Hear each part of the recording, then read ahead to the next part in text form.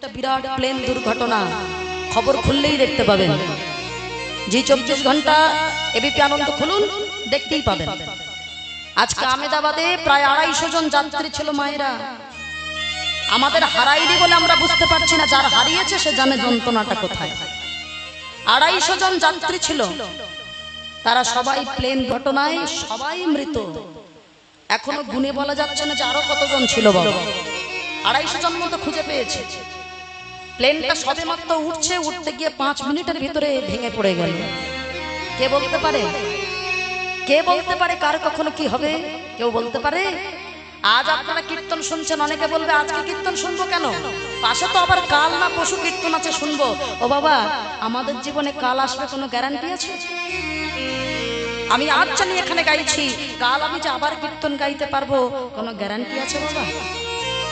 নিঃশ্বাসের নেই কোনো বিশ্বাস। প্লেন দুর্ঘটনাটায় আমরা দেখতে পাচ্ছি খবরে, আমাদের চোখে জল আসছে না, কিন্তু যারা যাদের আত্মীয় স্বজন হারিয়েছে তারা হাহাকার রব উঠেছে বাবা। এই দেশে এত অ্যাক্সিডেন্ট, দেশে এত দুর্ঘটনা, এই যে প্লেন দুর্ঘটনা, আজকাল ট্রেন দুর্ঘটনা কিভাবে হচ্ছে ভাবেন তো। আগেকার সময় এত শুনতেন ট্রেন দুর্ঘটনা, এখন দেখুন এই যে কাঞ্চনজঙ্ঘা এক্সপ্রেস নিয়ে কত খবর হয়ে গিয়েছিল, প্লেন দুর্ঘটনা ঘটছে, এত যে খবর হচ্ছে কেন? আমাদের চলাফেরায় কি ভুল নেই বলছেন বাবা? এখনকার দিনে ছেলে মেয়েরা কতজন আছে কাজে বেরোনোর সময়, কোনো কাজে শুভ কাজে বেরোনোর সময় ভগবানকে প্রণাম করে, পিতামাতাকে প্রণাম করে যায়, বলতে পারেন? ভগবানকে প্রণাম করে, পিতামাতাকে প্রণাম করে যদি বার হতে পারেন বাবা, অনেক বড় বড় বিপদ থেকেও আপনি উদ্ধার পাবেন। কেন মহাভারতে ভগবান প্রমাণ করেননি? 100টা ভাই ছিল দুর্যোধনেরা, লক্ষ লক্ষ সৈন্য সামন্ত ছিল, তারা কিন্তু যুদ্ধে যেতেছিল মাত্র যারা 5 ভাই তারা যুদ্ধে জিতেছিল। কারণ ভগবান যখন দুর্যোধনকে মেরেছিল কিভাবে মনে করুন, যখন রক্তাক্ত করছিল ভীমকে, আর দুর্যোধনকে তো আশীর্বাদ করেছিল গান্ধারী, সারা শরীরটা লোহা হয়ে গিয়েছিল, কি মা হয়নি?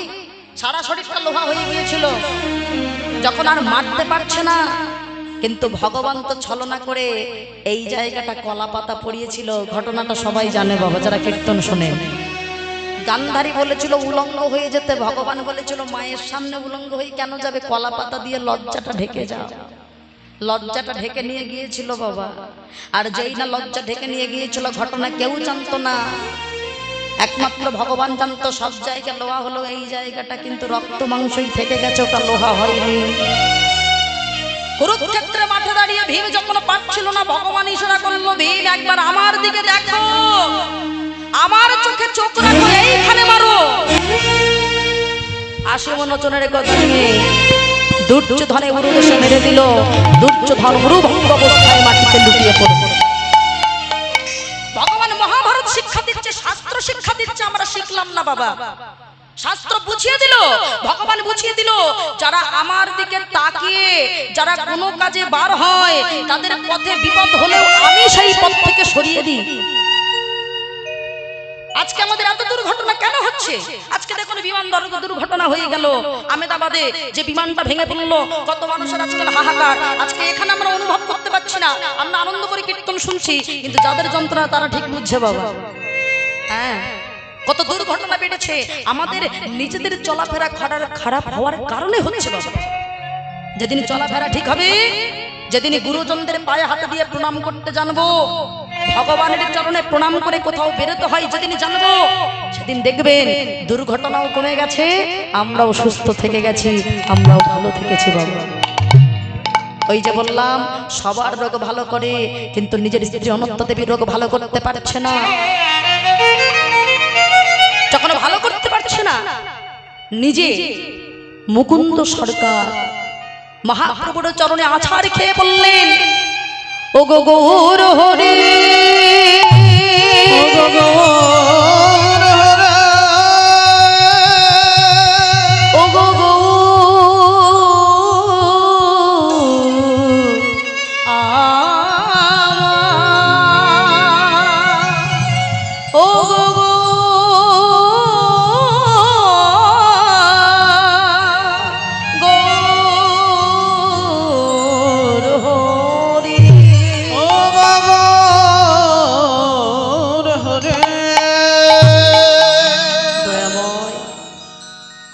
সবার রোগ ভালো করলাম, কিন্তু নিজের স্ত্রী অনন্ত দেবীর রোগ ভালো করতে পারছি না। মহাপ্রভু বললেন, তোমার ভিতরে অহংকার এসেছে। সবাই তোমার সুনাম করে বলে অহংকারে তোমার সুকৃতি নষ্ট হয়েছে। ও মায়েরা জানবেন, আমরা যে যে কাজ পারি সেই কাজে যদি কেউ আমাদের সামনে সুনাম করে, ভিতরে ভিতরে একটা অহংকার হয় না, গর্ব অনুভব হয় কিনা? ওই জন্য যারা পিতামাতা হয়েছেন তারা কখনো নিজের ছেলে মেয়ের সামনে কখনো সন্তানের বলবেন না যে তুই খুব বড় কাজ করেছিস, ভালো হয়েছে, এটা বলবেন না, অহংকার আসবে। সঙ্গে সঙ্গে দিলেন চর্বিত তাম্বুল, এই নাও চিবানো পান, তুমি তোমার স্ত্রী অনন্ত দেবীকে খাইয়ে দিও, তাহলে তার রোগ ভালো হবে। ও মায়েরা, মহাপ্রভুর চর্বিত তাম্বুল চিবানো পান খেয়ে অনন্ত দেবীর রোগ তো ভালো হলোই, কিন্তু কিছুদিনের ভিতরে একটা আনন্দের সংবাদ চারিদিকে ছড়িয়ে পড়লো। অনন্ত দেবী হলো গর্ভবতী। সেই গর্ভকালে ভূমিষ্ঠ হলো মাঘ মাসের শ্রী পঞ্চমী তিথি, মানে সরস্বতী পূজার দিন। ছোট্ট ভক্ত রঘুনন্দন জন্মগ্রহণ করছে। মায়েরা উলুধ্বনি করে, সবাই মিলে উলুধ্বনি করে, হেন কালে জন্মেলা শ্রী রঘুনন্দন। উলুধ্বনি হরিব। মুকুন্দ দাসের তাহাই আনন্দিত আনন্দ ধরে না, আনন্দ ধরে না, ধরে না, আনন্দ ধরে না, নন্দনের জন্ম হেরে আনন্দ ধরে না, রঘুনন্দনের বদন হেরে আনন্দ ধরে না। আপনার ছেলে হয়েছে, তাড়াতাড়ি নিয়ে এসো। সদ্যজাত ছেলে নিয়ে মা সরস্বতীর চরণে দিয়েছে। মা সরস্বতীর শ্রী চরণে কইল সমর্পণ। উলুধ্বনি। সরস্বতীর শ্রী চরণে কইল সমর্পণ, সরস্বতীর শ্রী চরণে কইল সমর্পণ, তোমার সরস্বতীর শ্রী চরণে কইল সমর্পণ। আশীর্বাদ করো মা, আশীর্বাদ করবা, আশীর্বাদ করো মা, আশীর্বাদ করবা, ভাগবত পড়তে পারি, আশীর্বাদ করো মা, যেন ভাগবত করতে পারে, আশীর্বাদ করবা।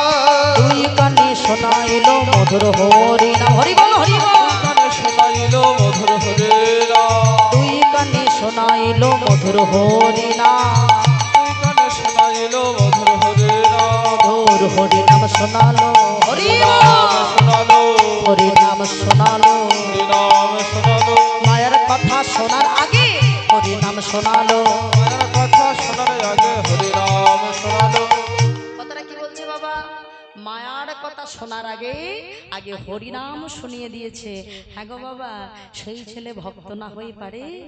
ছোট ছোট ভক্ত রঘুনন্দন জন্ম নিয়েছে। আর বেশিক্ষণ নেই মায়ের, একটু মন দিয়ে এইটুকু সময় শুনবেন। ছেলেটা এখন প্রশ্ন করছে, মা ও মা, ওই মন্দিরে কে থাকে গো? শোনো বাবা, ওই মন্দিরে থাকে আমার বড় ছেলে, তার নাম হলো গোপীনাথ, তুমি হলে আমার ছোট ছেলে, তোমার নাম হলো রঘুনাথ। আমরা হলে কি বলতাম? মন্দিরে থেকে পাথরের ঠাকুর, এটাই বলতাম বাবা, সেটা কিন্তু বলেনি। কিন্তু মা, আমার দাদাকে কিছু খায় না? বাবা প্রতিদিন এত এত নাড়ুর থালায় দেখেছি নাড়ু নিয়ে যায়, যেমন নিয়ে যায় তেমন নিয়ে আবার চলে আসে। ও মামা, দাদাকে কিছু খায় না? ছোট্ট বাচ্চা তো, মনে প্রশ্ন। আমরা হলে কি বলতাম? বাবা পাথরের ঠাকুর কিছু খায় না। মা সেটা বলছে না। শোনো বাবা, তোমার ওই দাদা হলো বড় অভিমানী, তার কাছে অনেক সাধতে হয়, অনেক কাঁদতে হয়, তবেই সেবা করে। দেখুন বাবা ও মায়েরা, মা যদি কোনো আপনার ঘরের ছোট্ট বাচ্চাকে যদি শিক্ষাটা দেন, সে কি ওটা শিখবে না? কি বলেন? ওটাই কিন্তু সেই বাচ্চাটা শিখবে। কিন্তু মা, আমার দাদার গায়ের রং আমার মতো ফর্সা না বাবা, তোমার দাদার গায়ের রং একটু কালো, কিন্তু সে বাঁশিটা বাজায় খুব ভালো। দেখতে দেখতে মাঘ মাসে শ্রী পঞ্চমী তিথি আসলো। রঘুর বয়স ৫ম বছর উত্তীর্ণ হয়ে গেছে, কিন্তু মন্দিরে যেতে পারে না। অনেক জায়গায় নিয়ম আছে বাবা, 5 বছরের আগে বাচ্চাদের মন্দিরে একা একা যেতে দিতে নেই। কেন? কারণ ওরা একা একা গেলে পায়খানা প্রস্রাব করে দিতে পারে, মন্দির অপবিত্র হতে পারে। অনেকে এই নিয়মটা পালন করতেন আগেকার মানুষ, সেটাই করেছেন। কিন্তু আর তো কোনো বাধা নেই। একদিন মুকুন্দ সরকার সবে পুজো করতে বসেছে। দূর থেকে একটি শ্যাম বর্ণের ছোট ছোট ছেলে আছাড় খেয়ে পড়ল। কবিরাজ মশাই, কবিরাজ মশাই, এ কি? কে বাবা তুই? পা ছাড়, পা ছাড়। কি হয়েছে? পাটা ছেড়ে দে। কবিরাজ মশাই, আমার বাবা খুব অসুস্থ, আপনি এক্ষুনি চলুন, তাহলে আমার বাবা মারা যাবে। কিন্তু আমি তো এখনো পুজো করিনি, আমার তো কোনো পুজো বাকি আছে। কবিরাজ মশাই, পুজো আপনি পরে করতে পারবেন, কিন্তু আমার বাবা যদি মারা যায় আর প্রাণ আমি ফিরে পাবো না। আপনি চলুন একবার দয়া করে। কিন্তু আমি কি করি? আমার আমার ছেলেটা তো পুজো দিতে পারবে, ওই তো দূরে দাঁড়িয়ে আছে আমার রঘু। আমার রঘুর তো কয়েকদিন আগেই 5 বছর উত্তীর্ণ হয়েছে। আমার রঘু পারবে। এই রঘু, এদিকে আয় বাবা, এদিকে আয়। প্রকট শ্রী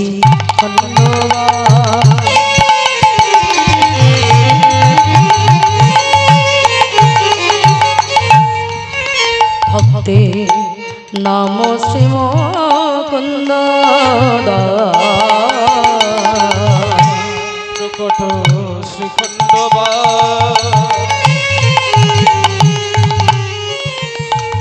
ভক্তের নাম শ্রীম মুকুন্দ হরি গোপীনাথ সেবা জানি, হরি গোপীনাথ সেবা জানি। ঘরে গোপে নাথ সেবা জানে, ঘরে গোপে নাথ সেবা জানে। ও বাবা, এদিকে এদিকে। ও বাবা, আমাকে ডাকছো? হ্যাঁ, তাড়াতাড়ি সামনে এসেছে। কি বলছো বাবা? শোন বাবা, তোর বয়সী ছোট্ট ছেলে, ওর বাবা খুব অসুস্থ। ও বাবা, আমি ওখানে চিকিৎসা করতে যাব, তুমি একটু পুজো দিয়ে এসো তো। কিন্তু বাবা, আমি দরজায় কান পেতে শুনেছি তুমি কত মন্ত্র বলো। ও বাবা, আমি তো মন্ত্র জানি না। কি বললি রঘু? মন্ত্র? এই শোন, তুই মন্ত্র কথাটা বারবার বল দেখি। কিন্তু বাবা, আমি তো, হ্যাঁ তুই মন্ত্র কথাটা বারবার বল। ওই তো মন্তর মন্তর মন্তর মন্তর মন্তর মন্তর মন। হ্যাঁ রে রঘু, তোর মন যদি ঠিক থাকে কি বা হবে মন্তরে। যা বাবা, একবার যা। তাই নিজে হাতে প্রসাদ নিয়ে নাড়ুর থালা নিয়ে মন্দিরের মধ্যে প্রবেশ করেছে। পিতা দয়া দেশ পাইয়া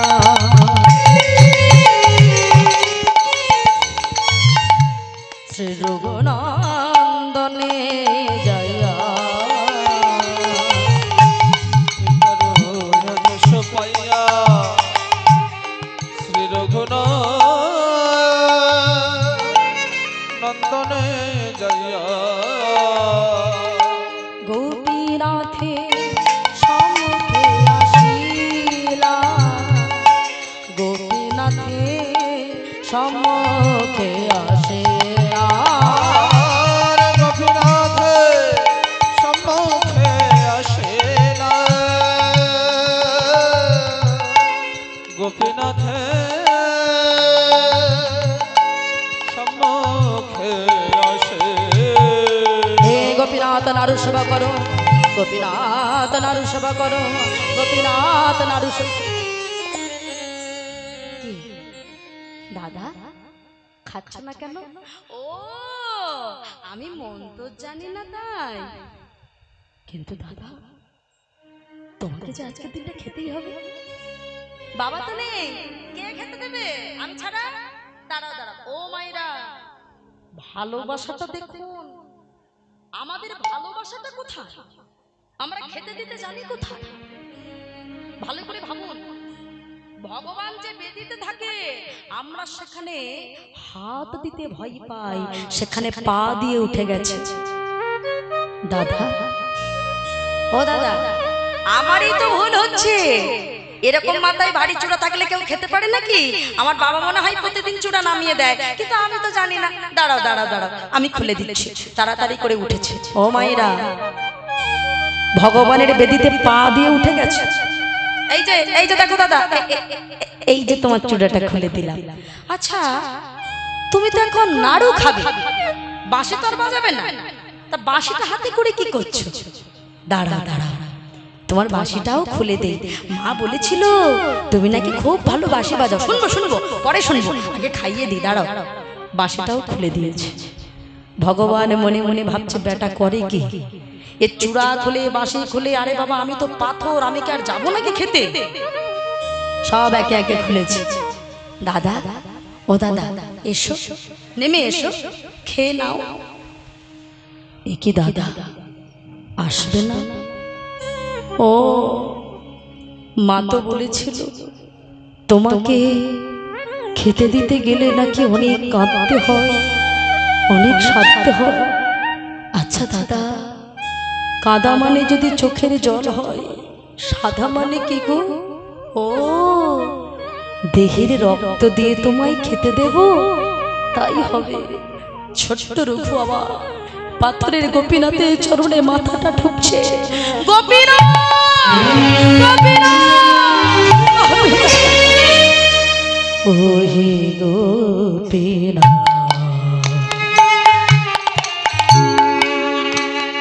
নাড়ু খা